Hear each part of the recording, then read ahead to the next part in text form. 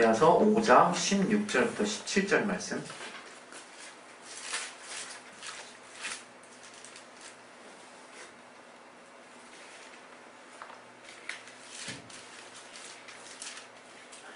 우리 찾으셨으면 우리 합독하도록 하겠습니다. 시작. 내가 이르노니 너희는 성령을 쫓아 행하라. 그래야면 육체의 욕심을 이루지 아니하리라. 육체의 소욕은 성령을 거스리고 성령의 소욕은 육체를 거스리나니 이 둘이 서로 대적함으로 너희의 원하는 것을 하지 못하게 하려 함이니라. 네. 오늘 이 말씀 통해서 하나님이 우리 각자의 심령에 부어주시는 선한 인도하심 받을 수 있도록, 하나님의 말씀을 살아계신 하나님의 입으로 하신 말씀으로 받을 수 있도록 내 영혼에 열린 마음 허락하여 주시고 들을 길 허락해달라고 우리 각자 우리 기도하겠습니다. 하나님 아버지, 우리를 성령으로 충분하게 역사해주시고 도와주시옵소서. 시 우리는 부족합니다. 그러나 하나님 우리를 또 역사하시고 하나님의 알게 하시는 그런 인도하심을 깨달을 수 있도록 도와주시옵소서. 아버지 붙들어 주시옵소서. 아버지 주님의 알게 하시는 편한 삶을 살 수 있도록 아버지 도와주시옵소서. 주께서 우리 가운데 역사하시고 말씀 가운데 역사하시고 참으로 깨닫게 해주시고 도와주시옵소서. 내게 말씀의 지혜와 지식과 능력 허락하여 주시옵소서. 가슴난 성령으로 감동되게 도와주시옵소서. 예수 이름으로 기도했습니다. 우리 하나님은 우리를 살려주시는 분이십니다. 우리를 살리시는 분이십니다. 고린도전서 15장 45절에도 첫사람 아담은 사는 영이 되었지만 마지막 아담이 되시는 우리 예수께서는 살려주는 영이 되셨다, 이렇게 말씀하신 것 같이 우리는 그저 사는 영일 뿐이에요. 살려주는 영에 의해서 살 수 있는 그런 존재입니다. 그 살려준다라고 하는 조포이에오라고 하는 헬라어는 사실은 다시금 되살려주는 이라는 의미가 있고 또 정말 살게 한다라는 의미가 있어요. 그래서 그냥 단순히 사는 게 아닙니다. 정말 하나님의 영은 우리를 다시금 되살려주는 영이시고 또 우리로 하여금 다시금 살게 하는 영이라고 하는 것을 우리가 잘 기억하고 알았으면 좋겠어요. 우리가 신앙생활 하면서 사실 방해받는 것이 육체잖아요. 이 육체가 없으면 얼마나 정말 신앙생활하기 편할까. 그런 생각이 엉뚱하긴 하지만 우리가 들 때가 얼마나 많습니까? 사실 신앙생활에 육체가 제일 많이 방해를 하니까. 근데 또 그 말이 어폐가 있다는 걸 금방 내 스스로 깨닫는 것이 육체가 없으면 신앙생활 자체를 또 못하는 거죠. 이 육체라고 하는 것은 이 육체의 하나님의 영에 또 내 영을 위해서 도모할 수 있는 기회가 된다는 것을 우리가 또 분명히 또 알고 있습니다. 그래서 육체를 단지 방해라는 시각으로만 보지 말으셨으면 좋겠어요. 특히 우리 믿는 자들은 육체는 엄청난 기회라는 것을 여러분이 아셔야 돼요.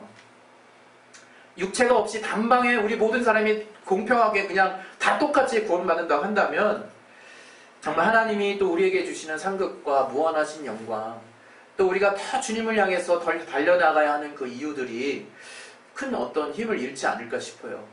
물론 주님이 우리에게 주신 그 사랑이라는 것이 얼마나 큰가 하는 것을 우리 평생에 깨닫기에도 부족하다는 것을 성경이 말해주고 있지만 성령을 통해서 우리가 하나님의 사랑을 더 아는 만큼 우리가 더 깊이 있게 하나님을 향해서 달려나가고 막 육체를 부인해서까지 막 달려나가는 모습들이 성경의 곳곳에 표현되어 있는 거거든요. 그래서 여러분이 육체를 딱 생각하실 때 그저 그냥 반대하는 존재, 또 항상 영의 생각에 이렇게 거부되는 그런 어떤 존재로만 생각하지 마시고 정말 이 육체를 내가 잘 갖고 왔을 때 얼마나 신앙적으로 얼마나 내 영이 풍요롭게 될 수 있는가를 여러분이 다시 한번 좀 이렇게 분명하게 깨달으실 수 있었으면 좋겠어요. 그래서 우리가 흔히 우리 육체가 어려워지면 다 어렵다고 생각하잖아요. 근데 그게 아니라는 거죠.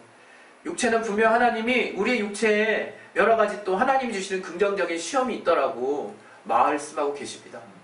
그 테스트라고 하는 부분은 분명히 우리의 육체가 연단이 돼야만 보여지는 영의 세계들이라고 우리는 그렇게 알고 있어요.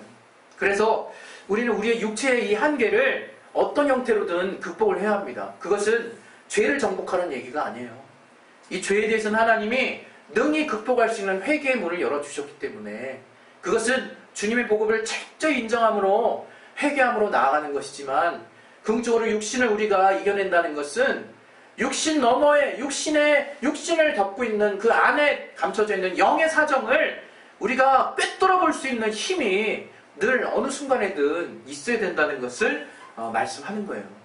그러니까 여러분이 육신을 가려주면 안 돼요. 여러분의 삶이. 여러분이 삶을 살 때 그냥 어려운 게 그냥 보이는 형편으로만 보이면 그 사람은 참 아쉽지만 영적인 사람이 아직은 덜 된 거라고 볼 수 있어요. 여러분 눈앞의 상황을 볼 때 여러분 육신을 가로막고 있는 여러분의 환경을 가로막고 있는 영적인 배후와 또 내 안의 영적인 사정이 확실하게 깨달아지고 알아져야 된다는 거죠. 그것이 여러분이 분별이 되지 않는다면 신앙생활은 힘들 수밖에 없고 실패할 수밖에 없습니다. 우리가 왜 기쁨이라는 것을 성경에서 얘기하고 있습니까? 그것은 세상에 돈이 많아져서 기뻐한다는 말을 하고 있지 않아요. 분명히 누가복음 12장에도 돈 많은 청년이 곡간을 더 헐어가지고 더 크게 지어서 자기의 수확을 정말 쌓아놓고 이제 내 영혼아 쉬자라고 얘기했지만 하나님이 그 영혼을 오늘 불러내실 때 그가 정말 이 땅에서 쌓아놨던 모든 죄화가 아무런 의미가 없고 기쁨의 동력이 될 수 없고 평안의 원천이 될 수 없다는 것을 하나님 분명하게 그 자를 통해서 보여주셨어요. 하나님 성경은 이 죄와의 많고 적음 또 세상에 있는 어떤 잘됨을 통해서 기쁨이 있다는 것을 말해주고 있지는 않아요. 물론 이 육신이 또 평안하고 이 육신이 잘되고 건강하고 또 우리의 육신에 채워지는 여러 가지 잘 돼가는 일들을 통해서 우리가 만족감을 가질 수는 있겠죠. 그러나 그 만족감도 저와 여러분이 아는 것처럼 잠깐이라 해요. 아주 잠깐. 정말 놀라울 정도예요. 제가 사실 우리 부모님의 이제 허락, 부모님의 크나큰 보험 정말 상이잖아요. 부모님이 차를 사주셨단 말이에요. 엄청난 정말 큰 선물을 주신 거죠. 그러나 참 죄송스럽게 그 기쁨이 얼마 안 가더라고요. 그 기쁨이 진짜 얼마 안 가더라고요. 야, 정말 엄청난 선물을 주신 건데 정말 눈앞에 보이는 어떤 그런 것들이 하나같이 다 그런 모습들이라 이래요. 그런데 우리는 참 정말 우리가 살면서 그런 것에 기쁨을 누리려고 할 뿐만 아니라 궁극적으로 삶의 원천이 되고자 하는 마음이 계속 우리가 살면서 있어요. 내가 그래서 수시로 실망한다는 거예요. 수시로. 이 땅에 잘못되어 나가는 일들을 통해서 다른 사람하고 똑같이 반응해요. 우리도. 안 된 일을 가지고 우리도 안 되는 게 뭐가 잘못된 거냐. 인성이고 그건 사람의 가장 기본적인 모습 아니겠습니까? 그러나 우리는 영적인 사람이라는 거예요. 우리는 정을 다 무시하는 사람이 아니라 정이 있고 남들처럼 울 수 있고 남들처럼 고통이 있고 큰 기쁨, 이 땅의 어떤 잘됨을 통해서 정말 안심하고 누릴 수 있는 평화라는 게 있지만 또 영적인 존재라는 거예요. 영적인 존재. 그래서 그 영이 얼마나 생명으로 충만하냐에 따라서 내가 정말 이 세상에 돌아가는 어떤 상황이 벌어져도 평안할 수 있고 또 이 세상이 다 잘 돼 나가도 내 영이 고갈되는 걸 내가 어느 순간 깨닫게 된다면 그 어느 날들보다 아주 곤고한 하루하루를 보내게 되는 거예요. 너무나 고통스럽죠. 사실 우리가 신령한 삶이라는 것을 알고 난 다음부터 정말로 고통스러운 게 뭔지는 우리가 알게 됐어요. 그것은 내 영혼의 생명이 결여됐을 때예요. 내 영혼의 생명으로 풍성하게 되지 못할 때 참 여러 가지로 정말 힘든 나의 모습을 볼 수 있어요. 우리는 이 땅에서 우리의 정말 때로는 건강이 어려울 때 또 우리의 삶에 정말 잘 되는 일이 없을 때 그것이 내가 정말 점점 나의 삶이 어려워지고 있구나 이렇게 그냥 보기만 하지 정작 그러한 상황에서 내 영혼이 어떠한 상황에 있는지는 돌아보려고 하지 않는다 이거예요. 중요한 것은 내 영혼이에요. 하나님은 분명 우리에게 이 성경 전체를 통해서 강력한 생에 대한 애착을 우리에게 요구하셨어요. 제가 동물을 좋아해가지고 그 옛날에 다큐멘터리를 진짜 많이 봤어요. 아마 여기 계신 어느 집사님하고 방불할 정도로 제가 다큐멘터리를 진짜 많이 좋아했어요. 동물의 왕국 시리즈 같은 거. 그래서 그 본 것들이 되게 많단 말이에요. 한 번은 TV를 보는데 이런 장면들이 나왔어요. 그 갈라파고스 섬에 푸른 바다 거북이라고 있어요. 그 푸른바다 거북이는 밤에 몰래 이제 해변으로 나와요. 나와가지고 이제 알을 낳는 거예요. 알을 낳는데 알을 이렇게 구덩이를 정말 힘겹게 파 몇십 분 동안 깊게 팠더라고. 그리고 이제 알을 하나 낳을 때마다 눈물을 뻐끔 흘려요. 그러면서 알을 뚝뚝 낳는데 한 100여 개 정도를 낳아요. 100여 개 정도를 낳는데 그렇게 낳고 이제 다 덮고 아무 일도 없었던 양 이제 몰래 또 이제 해변으로 이제 바닷가로 돌아갑니다. 누가 보면 딱 보면 아무것도 없어요. 근데 신기하게 이제 낮이 되고 아침이 되면 무슨 제가 정확히 기억이 안 나고 생김새는 오소리 같이 생겼고 어떻게 보면 여우 같이 생기기도 하고 그런 동물들이 해변에 막 돌아다녀요. 그래서 코로 크크크 하고 냄새를 맡더니 신기하게 정말 내가 보기에는 딱 평범한데 딱 냄새 한번 맡더니 발로 막 이렇게 파는 거예요. 그 안에 이제 알들이 막 나오는 거야, 알들이. 그 알들을 정말 개걸스럽게 먹어요. 막 이렇게 먹는데 와 진짜 맛있게 먹는 거예요. 막 한 50개 이상은 다 먹어버렸어. 지가 배부르지. 그러니까 다 못 먹었어요. 근데 이제 얼마 안 돼서 그 남은 것들 중에 이제 부화가 되는 거예요. 그러니까 맨의 새끼들이 막 이러면서 해변을 향해서 막 떼거리로 막 이제 그 푸른바다 거북이 한 마리만 여기 그 산란하지 않았을 거 아니에요. 여러 마리야 푸른바다 거북이 그런 짓을 하고 들어갔는데 알들에서 나온 그 일부 살은 그 거북이들이 막 해변에서 가는데 그 거리가 한 100에서 150m 정도 된대요, 일반적으로. 뭐 길 때는 한 2, 300m 되고. 근데 이제 공중에서 갈매기들이 막 내려와서 따먹는 거야. 아주 그냥 좀 잔인해요. 되게 딱 앉아가지고 콱콱 짜서 그냥 아직 그 등뼈가 완전하지 않잖아요. 물렁물렁한가 봐요. 그냥 짜서 뜯어 먹는 거야.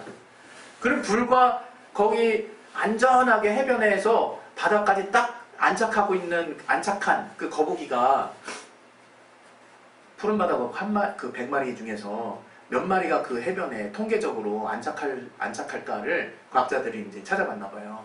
몇 마리일 것 같아요, 여러분? 몇 마리? 10마리. 10마리? 네, 또 몇 마리? 5마리? 한 마리래요, 한 마리.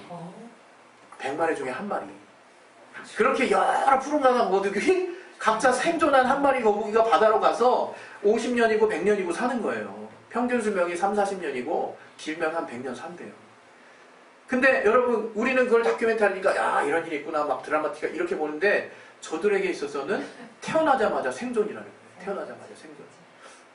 연어도 여러분 잘 아시죠? 연어 우리 남대천에서 연어 해마다 정부에서 막 100만 마리 이렇게 막 그 산란시켜가지고 풀어요. 왜? 회기성 어종이기 때문에. 근데 그 연어가 남대천에서 풀리면 어디까지 나가느냐? 저 먼 북태평양까지 나가요.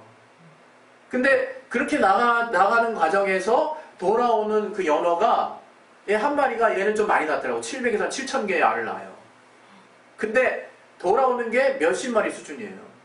그동안 어떻게 됐냐? 먹이사슬에서 다 잡아먹히고 또 올라오다가 또 여러분 이게 그런 건 장면을 많이 봐요. 막 거슬러 올라가는 연어 많이 봤잖아요. 그래가지고 산란하는 장소에 딱 도착했어, 암놈이. 근데 암놈의 몸 상태를 제대로 보신 적 있으십니까? 지느러미가 자기 지느러미가 아니야. 그냥 갈기갈기 다 뜯겨 있어요. 그냥 막 죽기 직전 상태인 거예요. 그래가지고 알을 힘있게 쫙 남은 이제 수컷이 거기서 이제 그 정액을 뿌리고 그리고 암컷이 죽어요. 그게 그들의 삶이에요. 여러분, 제가 왜 이런 얘기를 하냐면 그런 어떤 생존, 하나님이 살게 하신, 그런데 하나님은 성경에서 뭐라고 했냐면 저들을 넉넉히 살게 하셨다라고 표현하거든요. 그러니까 우리는 단순히 하나님이 다 살게 해주시는구나 이것만 생각한다. 이것만 다 그냥 어떻게 하나님 살게 하셔. 물론 그 믿음이 확실히 있어야 돼요. 그러나 그러한 생을 주신 하나님께서 생에 대한 애착을 가진 자들을 또 강력하게 살리고자 하신다는 것을 우리가 알아야 되는 거예요. 우리 성경에 보면 도피성이라고 있죠. 도피성으로 가는 길목이 그 학자들에 의해서 평균 그 폭이 약 15m 정도가 된대요.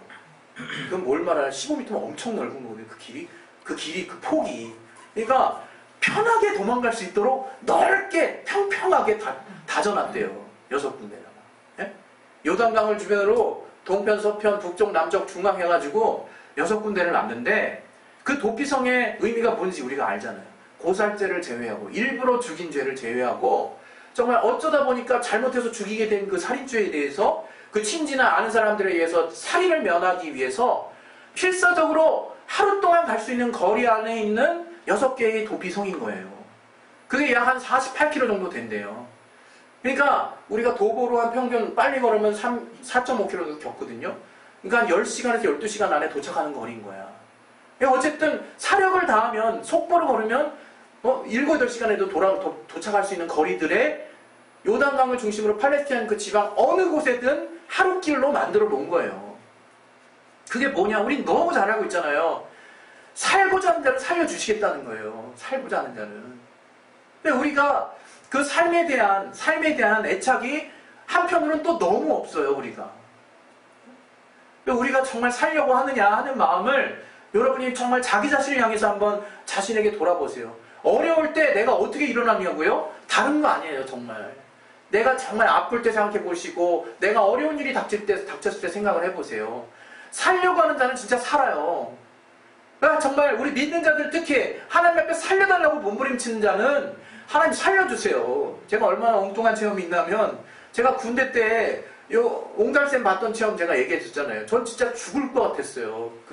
10시간 동안 행군을 하고 나머지 이제 2시간을 산악 행군을 하는데 발이 완전히 그냥 곰발바닥이 된 거죠.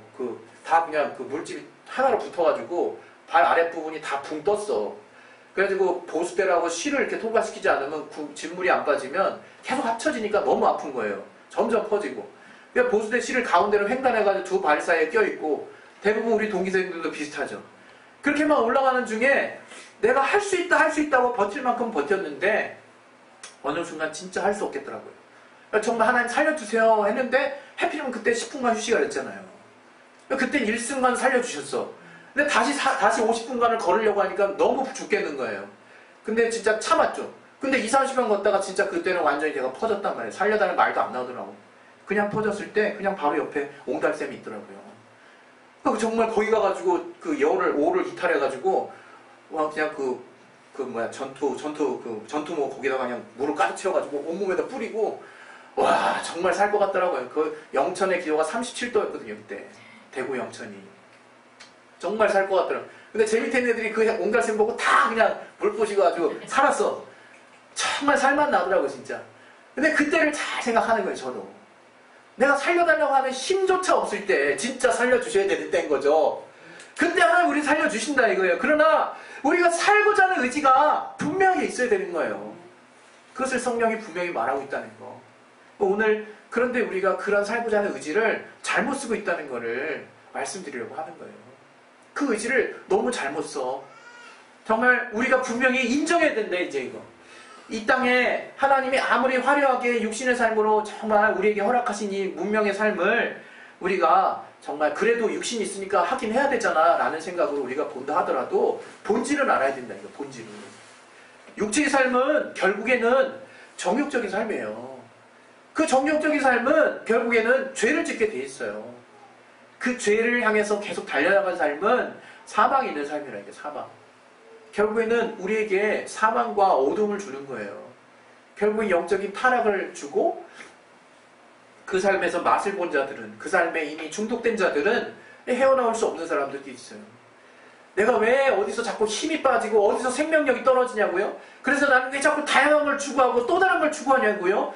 바로 당신이 얘기한 것처럼 내가 생명이 떨어져서야. 근데 그 생명을 얻기 위한 방법이 틀려먹었다 이게 방법이. 그 방법을 오늘 성경이 바로 영의 생각이라고 얘기하고 있는 거예요. 영의 생각. 성령의 소욕을 말씀하고 있는 거라 이거예요. 여러분 이 성경에 보면 성령의 소욕이라고 나와 있잖아요. 이 성령이 간절히 바라는 바가 있다는 거예요. 이거를 학자들에 따라서는 그럼 이게 과연 성령께서 부리시는 욕심이냐 이렇게 이제 해석하시는 분들도 있더라고요. 좀 난제에 해당하는 부분이기도 하대요. 이 부분이. 왜? 성령이 욕심 부리시는 거냐. 근데 이걸 가장 우리가 균형 잡히게 우리가 이걸 해석한다면 성령이 이토록 간절하게 바라시는 바가 있다는 거예요. 우리가 그걸 과연 인정하고 있냐 이거 우리가 성령이 제한을 하도 많이 당하셔서 얼마나 강렬하게 우리 영혼을 향해서 원하고 계시는지를 놓칠 뿐인 거예요. 우리가. 여러분 성령이 제한 받으신다는 얘기를 들었죠? 성령은 인격이세요. 우리의 인격이 하나님의 위격, 성령의 인격을 닮은 거예요. 성령은 제한도 받으실 수 있는 분이야. 그러나 성령은 왕으로 오셨기 때문에 그분이 무엇이든 우리에게 명하실 수 있고 우리는 순종해야 되는 존재예요. 그런데 오늘 이 같이 본 이 성경의 갈라디아서 5장 17절의 말씀에는 성령의 소욕이 있다는 것을 말씀하고 있어요. 우리 야고보서 4장 5절에 또 이런 말씀인데 한번 봅시다. 야고보서 4장 5절. 빨리 이거 콧물 감기 빨리 나야겠다. 되게 부담스럽네. 야고보 4장 5절이요. 네.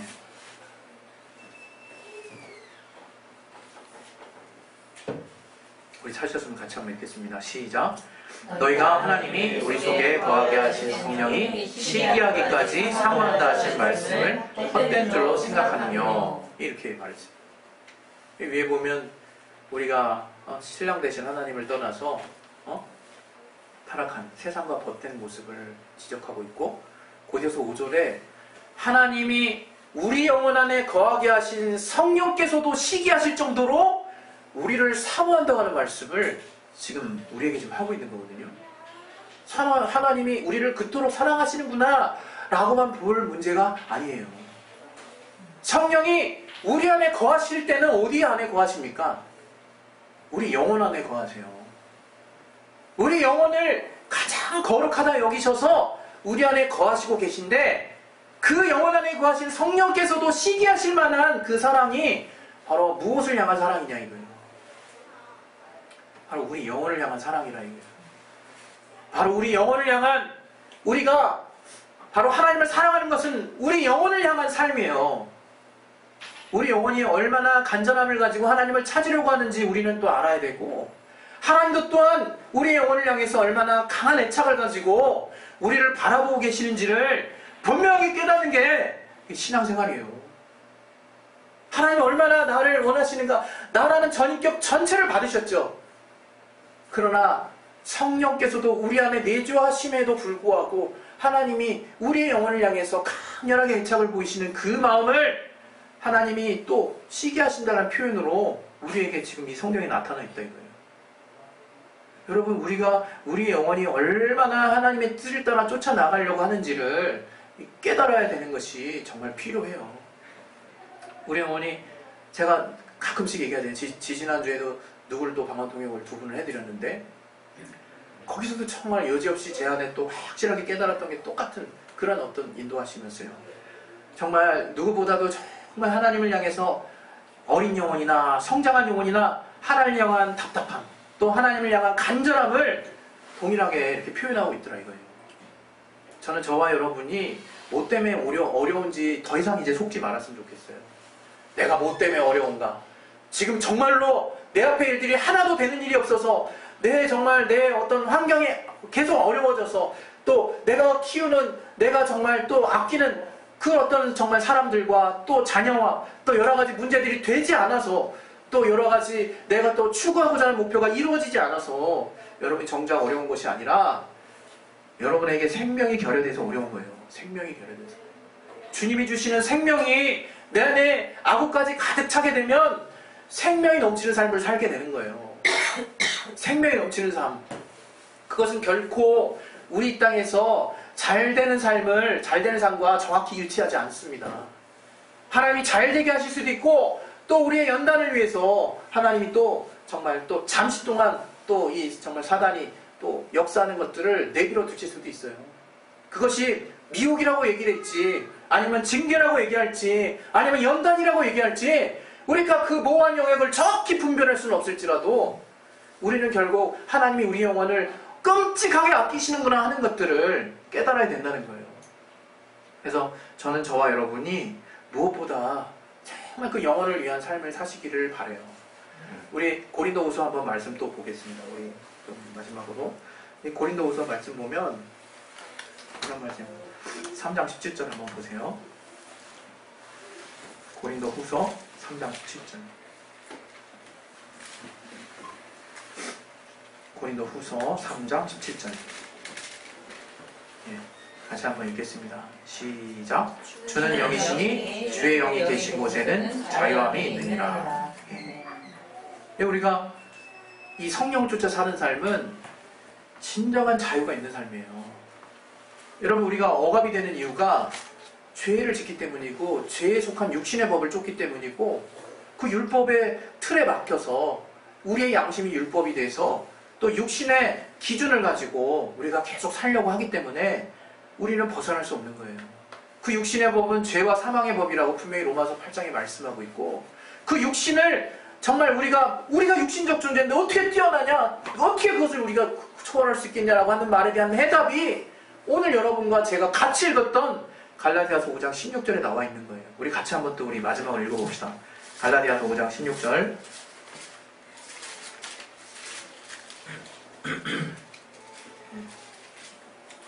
시작.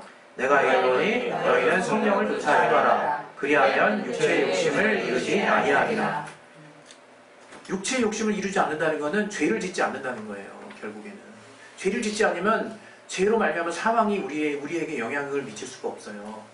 그 사망에 영향을 미치지 않으니까 죄와 이 사망의 법, 그래서 이 율법에 매이지도 아니하고 내가 이 정말 이 어둠, 이 죽음 가운데 내가 거하지 않기 때문에 내 안에 생명이 넘칠 수밖에 없단 말이에요. 그렇게 정말 우리가 살 수 있는 비결은 바로 성령이 인도하신 대로 사는 거예요. 성령이 인도하신 대로. 마지막으로 성령이 인도하신 대로 사는 것이 무엇이냐 하는 것을 우리가 아는 바대로 다시 한번 우리가 생각해 봅시다. 성령이 인도함 받는 삶은 성령은 진리의 영이세요. 진리의 영. 진리만을 전파하시는 분이세요.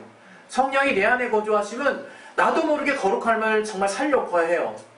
그리고 성령이 내 안에 거주하시면 진리를 생각나게 한다 이거예요. 예수님의 말씀을 생각나게 한다 이거예요. 우리가 궁극적으로 성령을 쫓아 사는 삶은 진리 되시는 예수님의 말씀을 내 안에 계속해서 두는 삶을 사는 거래요. 여러분이 예수님의 말씀을 무시로 이렇게 두었으면 좋겠어요. 분명히 구약의 이 술 끝에마다 하나님의 모세의 율법들을 다 이렇게 새겨서 넣은 이유가 있잖아요. 그것은 어디 쳐다보나 말씀이 떠오르게 하려고, 어딜 쳐다보나 말씀 보이게 하려고. 왜? 그 정도로 우리에게는 진리 되신 말씀을 통해서 이 육체의 법을 정말 이겨내야 되는 거예요. 정말 저와 여러분이 이 진리 되시는 이 주님의 말씀을 성령을 통해서 정말 그분의 선한 인도하심 받을 수 있도록, 그래서 정말 여러분의 내면 가운데는 환경과 상관없이 늘 기쁨과 평안이 거하실 수 있는, 늘 주님의 생명과 주님이 주시는 자유가 여러분을 주장할 수 있는 그러한 신령들이 되시기를 예수 이름으로 축원드립니다. 할렐루야. 예, 우리 시간에 기도하겠습니다. 기도하실 때 어떻게 보면 오늘 우리가 하나님이 우리의 모든 생물들에게 주신 그 생명에 대한 강한 애착을 제가 말씀드렸고, 그런 애착을 잘못 쓰지 말라고 말씀을 드린 거예요.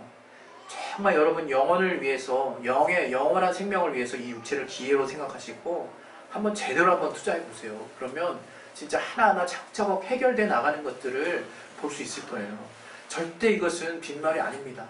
제가 정말 이 길을 가지 않았다면 저는 정말 미대를 갔을지 모르겠지만 거기서 마약으로 중독되거나 아니면 자살했을 수 있어요. 진짜 이건 빈말이 아니에요. 제가 자살할 용기가 없어서 자살을 못했다면 마약 중독자가 됐을 확률이 진짜 많아요. 제가 정말 그 미술계에서 원하는 창의적인 시각에 한때 몰두했던 때가 있었거든요. 정말 그 세계는 굉장히 어두운 세계였고 말씀이 없는 세계였고, 물론 세상의 모든 미술을 하는 자들이 다 그런 어두운 세계를 지향한다고 생각하진 않지만 예수를 믿고도 그 일에 대한 정말 비전을 가진 사람들이 있으니까. 그러나 분명한 것은 내가 영에 대한 분명한 생명력이 내 안에 충만하고 나서의 나의 삶은 정말 상상할 수 없게 바뀌었어요. 상상할 수가 없어요. 저는 제가 그냥 몸무게가 좀 52kg라고 얘기한 것도 이러니까 이렇게 튼튼해졌다, 예수 믿어서 튼튼해지고 복받아 이 얘기하는 게 아니에요. 내 안에 들어오는 생각이 바뀌고 내 안에 영의 생명이 들어오니까 삶에 대한 부분이 하나씩 둘씩 제자리를 찾아가기 시작하더라. 그게 비단 오래 걸리는 문제일지라도 그것이 결국 옳은 결정이었다는 것을 제가 여러분에게 분명하게 말씀을 드리는 겁니다. 이 시간에 우리 예수의 한 번씩 기도하실 때 주여 정말 내가 포기하지 않게 도와주시옵소서. 진실로 내게 생명을 얻는 길은 주의 진리 되시는 그 말씀을 쫓는 길이오니 진리의 영 되시는 성령의 인도하심을 매 순간 받을 수 있도록 나를 주님께 내어놓는 시간들을 계속 가질 수 있도록 하나님이 역사해 주시고 도와달라고, 이 부족하고 연약한 자를 말씀으로 세워달라고 이 시간에 예수의 말씀으로 기도하겠습니다. 예수여, 하나님 아버지 도와 주시옵소서.